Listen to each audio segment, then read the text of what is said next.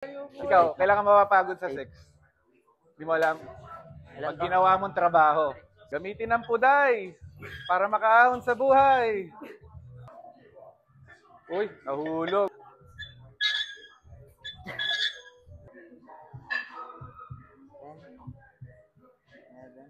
$25.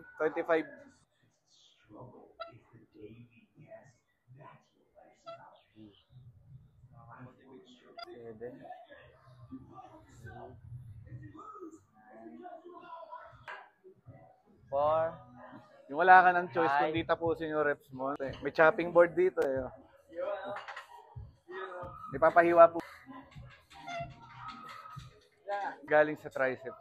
Sa triceps ang punta ng workout. Pagod na ako. Dugo-dugo. Doon, luganggang.